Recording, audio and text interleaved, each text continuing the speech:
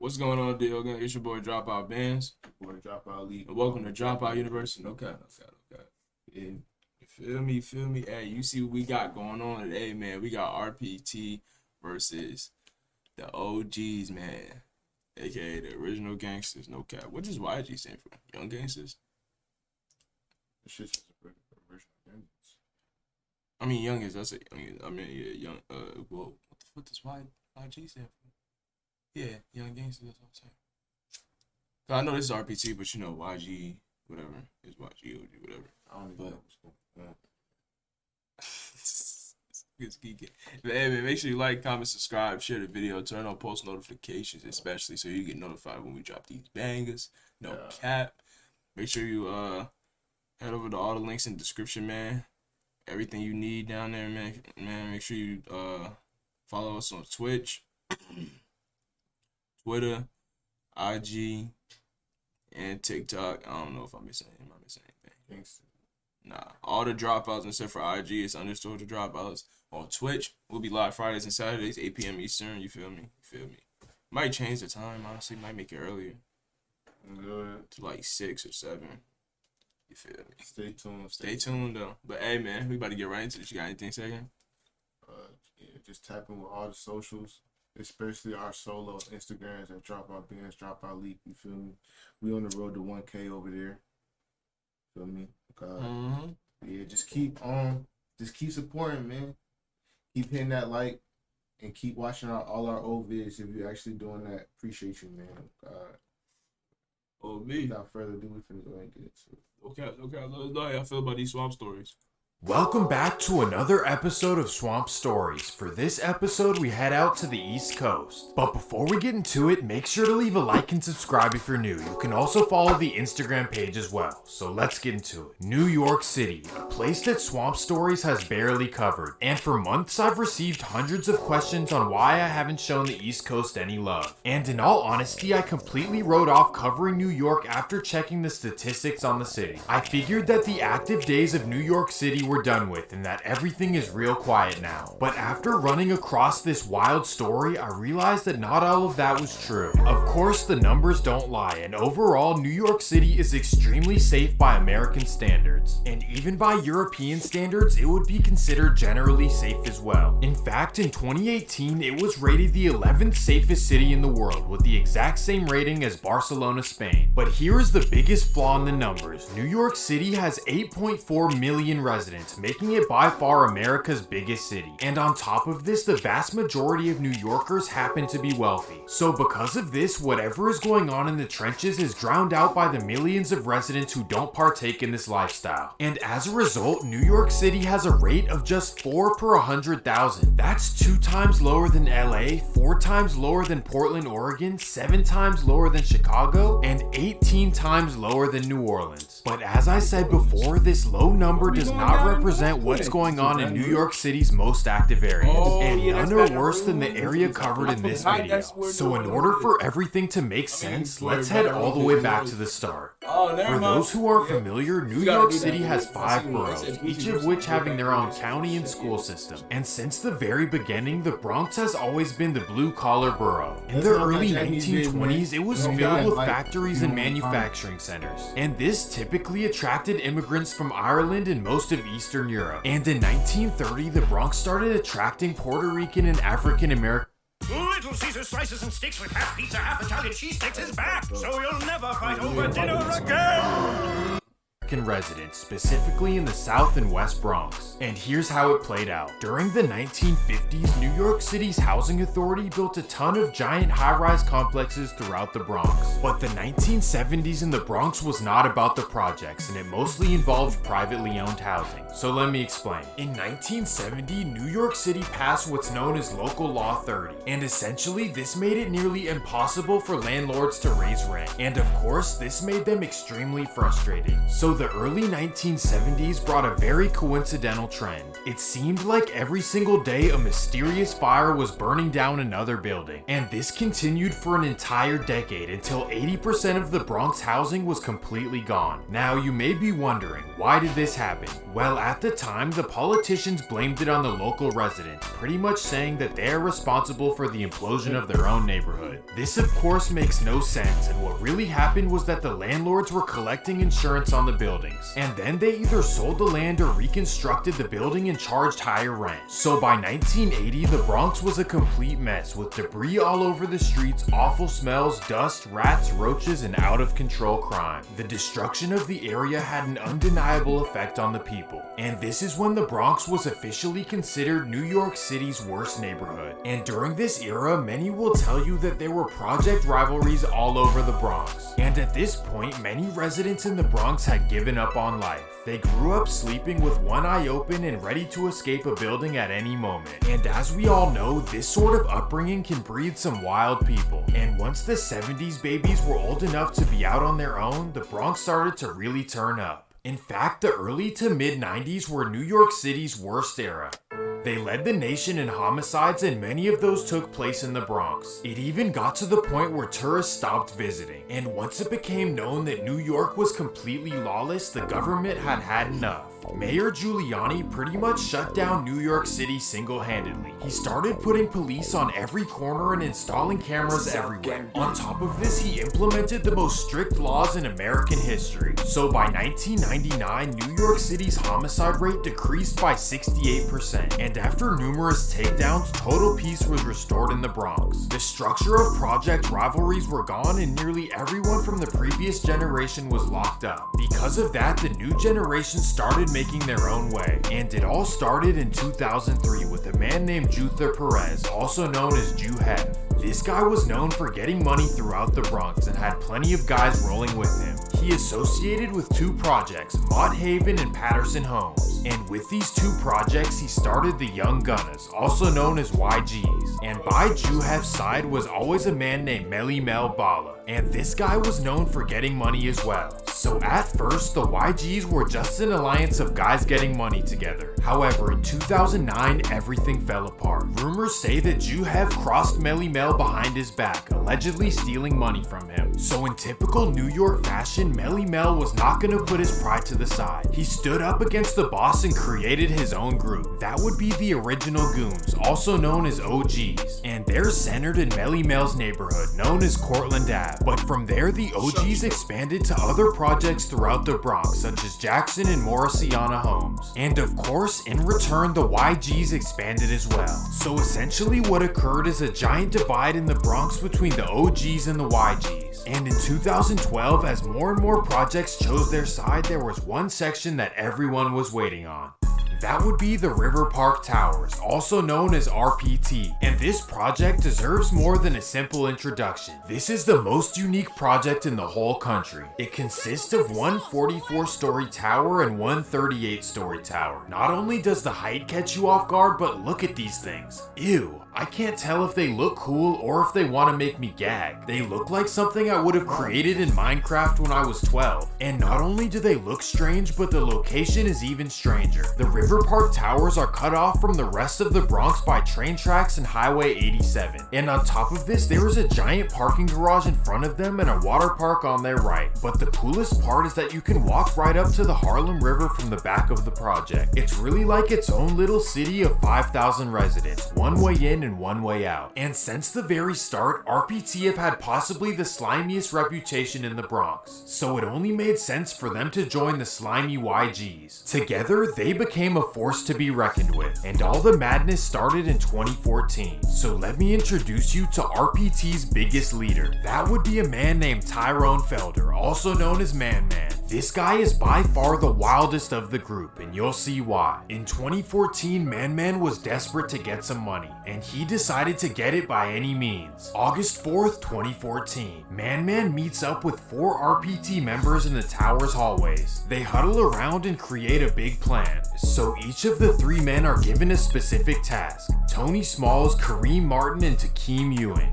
They decide that they need to get a car, and when I say get a car, I don't mean purchasing or renting one. So here's what they do. The three men call a cab to go meet up with Man Man. So the driver arrives and Man Man asks him to take them to a final destination. The location happens to be a dead-end alley behind the projects. However, the driver doesn't think twice about it and heads out to the alley. And that's when the men get out and surround him. So the driver gets out of the car and walks away. But unfortunately, Man Man wants no witnesses. Bam! The four men hop in the cab and drive up to Yonkers. And for those who don't know, this is a suburb right above the Bronx. So when they arrive in Yonkers, it's time to get the money. They pull up to a McDonald's.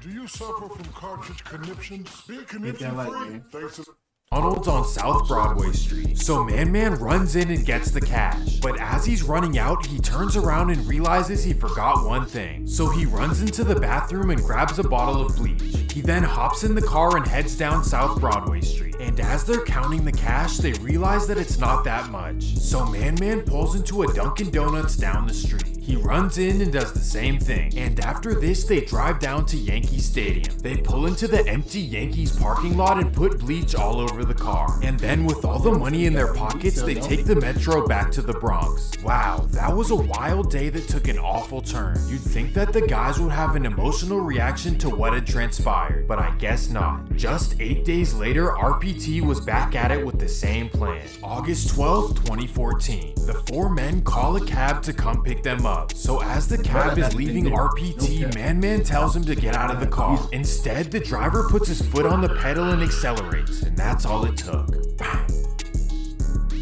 The car tumbles into a pole and the men get out and run to a nearby dumpster. But as they're getting rid of their clothes, Man Man remembers one thing. They forgot to put bleach on the car. So all four men quickly run back. But right there is NYPD. And here is where things get interesting. All four men go down. But NYPD does not know exactly who did what. So as usual, they offer each member a way out. First, they question Man Man and he says, "Go talk to my lawyer, I don't have anything to say." Next is Kareem Martin and he says the same thing. And after him, so does Takeem Ewing. But last up is Tommy Smalls and he bit the cheese hard.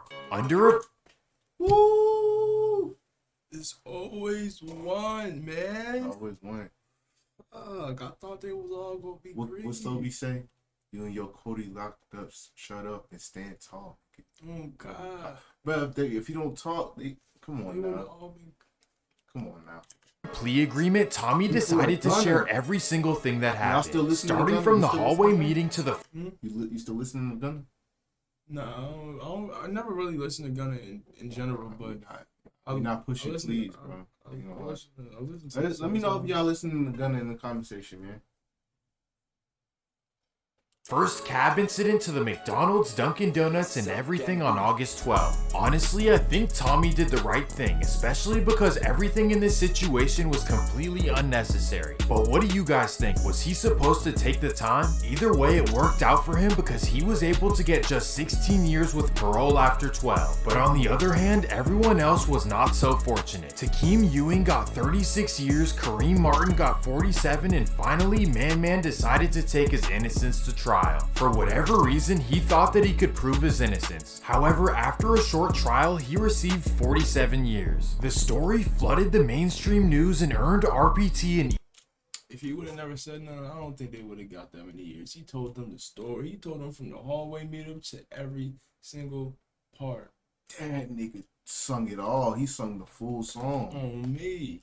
even worse reputation throughout New York. And after this, a huge RPT takedown occurred and all of this is irrelevant now. But today, RPT is even wilder than the past generation. The only difference is that now they're all the way focused on their rivals. And they have a whole lot of those, but none of them in the Bronx compared to a section in another borough. So let me explain. As the OGs kept expanding, they made tight alliances with sections outside of the Bronx. And one of those sections happens to be located in Harlem, not too far from South Bronx. The Sugar Hill neighborhood is known in the streets as the original Youngins, also known as OY. And once they joined the OG alliance, they started going by OYOGs. And when this happened, the YGs were not happy. But no one was more upset than RPT. And that introduces us to RPT's new generation leader. A young man named Daniel Collins, also known as D-Thang. Despite being born in 2002, D-Thang jumped off the porch in 2015 at just 13 years old. And from that age, he built up a wild reputation despite being short and scrawny. To many of us at home, he may look like a sweet little boy, but the Bronx knows a whole different story. He, along with his right-hand man Wu Lottie, started turning everything up in the Bronx single-handedly. Well, I guess that would be quadruple-handedly. And in 2019, D-Thang started his rap career, which would eventually change the Bronx forever. Instead of making general statements, D-Thang dissed his rivals by saying their names in his music. He was not afraid to be disrespectful, and this got him millions of views right out of the gate. We don't really eat in the Bronx, feel me? If I want to go get some Spanish food or something, go to the I block. Nah, really, feel me? I go to Harlem, eat, feel me? Shit like that. I don't really eat in the Bronx. So in return, a rival OY rapper would step up to the plate. That would be E.Baby, and he would start doing the same thing, and instantly all eyeballs were on the RPT versus OY rivalry. Both rappers were completely blowing up going into 2020, but that's when things would start to get serious. April 7th, 2020. Wu Lottie and his fellow RPTs and YGs are walking on 154th Street in Harlem. They record videos about being somewhere they aren't supposed to go. Call it now, man. This is where we at. Call it now. The OYs see the live video and pull up right away. And that's when a black van pulls up. 8 men get out and all the YGs start running. But unfortunately, Wu Lottie trips while running down St. Nicholas Ave. And that's when the OYs get him. But it's New York, so you know everyone involved is lacking, and they use a broom and a garbage can. Beat with a broom and a garbage can to death. Oh my god.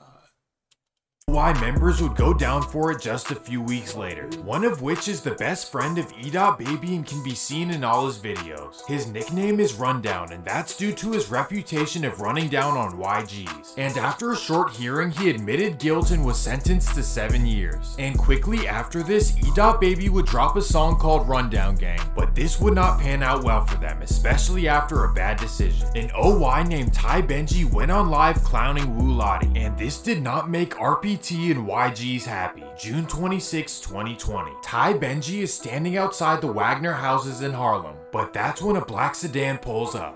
Bam. Directly after, D-Thang would diss Ty Benji in his song. After this, D-Thang kept blowing up and being even more disrespectful in his songs. However, little did he know NYPD was building a case on him the entire time. And on May 25th, 2022, they officially indicted the entire RPT. 34 members at once and bail for no one. In fact, D-Thang is facing 151 years. For what, you may be wondering? Possession. Yup, that's it. He didn't actually do anything, but in New York, it's an extreme risk to have it on you, and that's why everyone is lacking so often. So after the RPT takedown, things start to calm down. It's serious. So you mean to tell me? And cause how many times he got caught? And cause he's a leader of the Because RPT. he had pole on him. Mm-hmm. That's what, bro. Cuz got 150 of them things. That's why I said I'm not going to New York, bro. Judge looked at him. He was like, he tilted the glass. He was like, you know, I'm finna fry your ass, right? He said 151 minutes. How many gavel on that? Damn. He said, you know what's fucked the book right now, right? It ain't no book would have come to this shit. Oh, God. Let's see, how many years? 151 years. Damn. Slapped that bitch down and it was, oh, fuck, 151? Holy That nigga ain't getting fuck. no pussy last night. That nigga, Judge was on hots. That nigga was on hots, bro. He said, oh yeah, my anger coming out today, right now. Right now. You had a gun, nigga? A gun in New York? What's the max I could give him? 2 life? Is that 2 life sentences? How much is that? Somebody that was in the jury, they was like, hey, yo, what he be saying? Hey, yo, Judge. Hey, yo, get that nigga. He was like, yeah, I'm gonna get him. 151 years. Nah, he said, what'd he say? It's RPT. What'd he say about the judge? He said, about the judge. Fuck the honor. Oh, yeah, he said, fuck your honor. Nah, that's crazy. Say, that nigga D thing's crazy. down, but unfortunately it seems like it's back active. In 2022, a young OY rapper named Naughty Osama came out and started dropping RPT and YG diss tracks, and this would not end well for him. July 9th, 2022. Naughty is getting off the train on 137th in Harlem, and that's when a group approaches him. Hopefully this drama can end because there is so much talent on both sides. New York does not play about this and they will give you life for the smallest infraction. I just think it's crazy how you have cities in the country that are completely wild and out of control. Then you have New York where you can't get away with anything. But what do you guys think? Is New York City the most secure city in the country? But I hope you guys enjoyed the video, and if you did, make sure to leave a like. That's why celebrities really be either going to LA or they go to New York, because New York is very unlikely that people gonna have pipe on them, and you know what I'm saying, you can live out there, be peaceful and shit like that. You ain't gonna worry about unless you in the bad parts. unless you're in the bad if you're in the bad parts, they're not gonna care. Like, you're gonna be able to move how you want to in New York, feel me? Without all that extra. But hey man, that was RPT versus original youngest, man. The Bronx divided. Make sure you like, comment, subscribe, share the video. Let us know how y'all feel about these swamp stories. No cap. No cap. Hey, man, we're going to catch y'all in the next one. It's your boy, Dropout Bands. Boy, Dropout Lead, Ski. Hey, man, we out this time. Gang.